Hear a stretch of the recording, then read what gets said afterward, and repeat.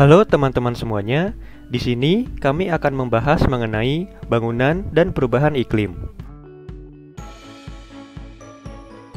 Sebelumnya, kami dari kelompok 4 mata kuliah Teknik Green Building yang beranggotakan Rifki Prayodi, Tegar Bayu, dan Wesley Lukfi.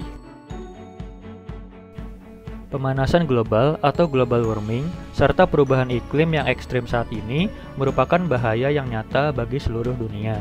Hal ini tidak hanya membawa pengaruh negatif bagi makhluk hidup, namun juga membawa dampak kerusakan bagi keberlangsungan makhluk hidup itu sendiri. Pemanasan global terus terjadi dan diperkirakan akan terus melaju meningkat. Dampak pemanasan global di Indonesia yaitu adanya musim kemarau yang panjang yang terjadi di beberapa wilayah seperti di Kalimantan dan Sumatera. Akibat kekeringan akan memicu timbulnya kebakaran hutan yang menghasilkan gas CO2 atau karbon dioksida sebagai faktor utama pembentuk efek rumah kaca di atmosfer. Sebagai catatan penting, kenaikan suhu global sampai 1 derajat Celcius akan menyebabkan 30% spesies mengalami resiko kepunahan. Dan untuk kenaikan suhu permukaan air laut sampai 27 derajat Celcius berisiko menimbulkan badai tropis. Berdasarkan data dari United Nations Environment Program tahun 2007, secara global hampir 40% dari seluruh energi dan sumber daya alam digunakan untuk kegiatan konstruksi dan operasional bangunan. Sedangkan 40% dari emisi gas rumah kaca dihasilkan dari industri konstruksi dan lebih lagi 40% dari total limbah yang dihasilkan merupakan hasil dari kegiatan konstruksi dan demolisi bangunan.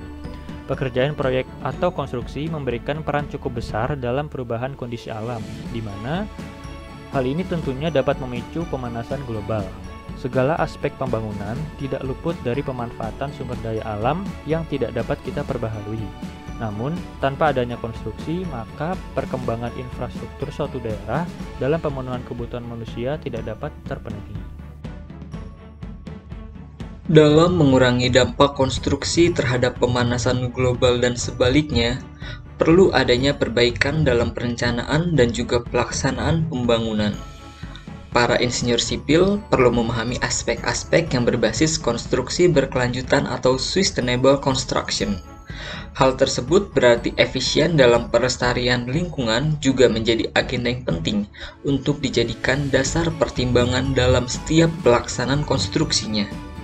Penggunaan material dan metode yang tepat untuk mendapatkan hasil bangunan yang tidak hanya menghasilkan bangunan dengan kuat dan umur yang panjang, tetapi juga tidak merusak lingkungan dengan masif. Hal tersebut di atas juga dapat ditinjau berdasarkan jenis konstruksi hingga ke aspek pembangunannya, seperti pembangunan rumah hingga jalan raya, tentu memiliki solusi implementasi yang berbeda-beda. Dalam pembangunan dan penataan hunian, tentunya fokus utama adalah dalam efisiensi dan optimalisasi energi. Hal tersebut lebih dikenal dengan sistem eco-green, di mana mewujudkan hunian ramah lingkungan dapat diwujudkan dengan memperhatikan penggunaan sumber daya seperti lahan, udara, dan air. Material dan bahan konstruksi yang digunakan pun sebaiknya ramah lingkungan, seperti cat tembok yang tidak menggunakan bahan kimia berbahaya yang dapat mencemari lingkungan. Menciptakan desain hunian dengan sirkulasi udara yang optimal sehingga penghuni rumah tidak perlu menggunakan pendingin ruangan. Hunian ramah lingkungan juga dapat diwujudkan dengan membuat penghijauan seperti taman. Sistem eco-green juga dapat diimplementasikan dalam pembangunan jalan raya. Dalam pembangunan jalan, penggunaan sumber daya yang tidak terbarukan seperti lahan dan pencemaran tanah, serta air akibat faktor kimia yang terdapat dalam aspal menjadi masalah utama.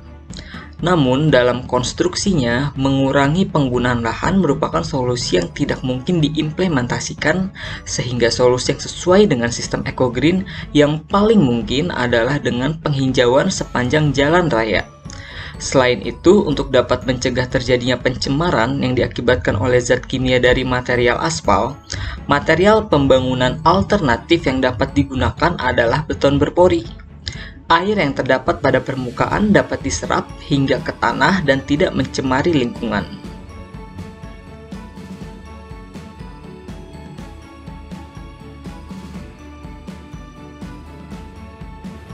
Demikian video penjelasan dari grup 4 kelas K1 tentang bangunan dan perubahan iklim.